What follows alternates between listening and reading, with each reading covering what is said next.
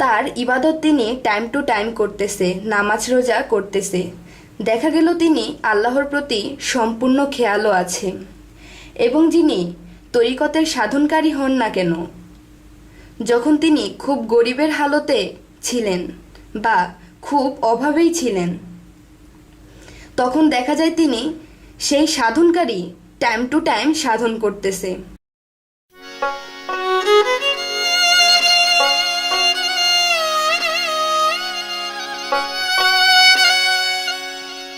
আসসালামু আলাইকুম। হে জগতবাসী, আমি নুসরাত জাহান সামিয়া আবার আপনাদের সামনে হাজির হইলাম বিশ্ব আধ্যাত্মিক জ্ঞান সঞ্চার দরবার শরীফ হইতে আমার পিতা শামীম আলী চিশতির লেখা গ্রন্থ।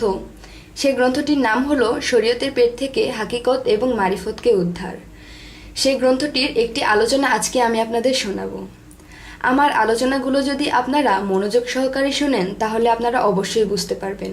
আজকে আমি আপনাদের যে আলোচনাটি শোনাচ্ছি সেই আলোচনাটির হেডলাইন হলো, যে কোনো স্তরের লোকই হোক না কেন, সঠিক হোক বা ভালো চরিত্রের লোকই হোক না কেন, অভাবেই ভালো থাকে।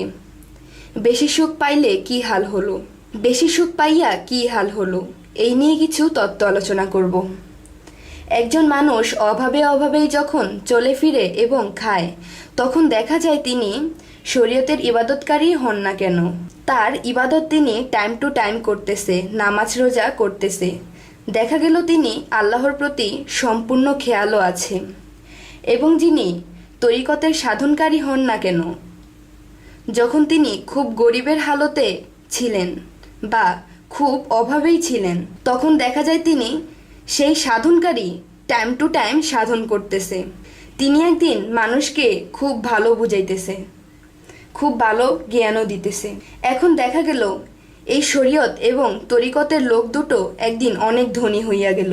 এখন তাদেরকে বা সেই শরীয়তের লোকটিকেও আগের মতো ইবাদত করতে দেখা যায় না, আবার তরিকতের লোকটিকেও ঠিকমতো সাধন করতে দেখা যায় না।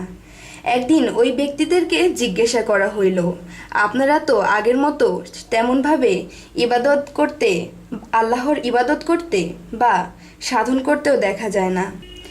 তখন তাহাদের উত্তরে বলা হচ্ছে, আমাদের থাকার জায়গা বাদে কোনো জায়গাই ছিল না। এখন আমাদের বাড়ি গাড়ি, মিল ফ্যাক্টরি হইয়া গিয়াছে, ব্যাংক ব্যালেন্স হইয়া গিয়াছে। বর্তমানে আমাদের সম্পদের ও টাকা পয়সার হিসাব মিলাতে গিয়েই আল্লাহর ইবাদত করতে পারি না। আল্লাহ তাআলার ইবাদত করতে গেলেও মন বসে না, তেমনভাবে ইবাদত করতে পারি না আগের মতো। দেখা যায় হাদিস খুললে হযরত মুহাম্মদ সাল্লাল্লাহু আলাইহি সাল্লাম অনেক কষ্টেই জীবন কাটিয়েছেন এবং আমাদের বুঝাইয়া গিয়াছেন, গরিবের হালতে যদি কেউ জীবন কাটিয়া যেতে পারে, তাহার জন্য মহান আল্লাহ তাআলা বড় দরজা খোলা রেখেছেন।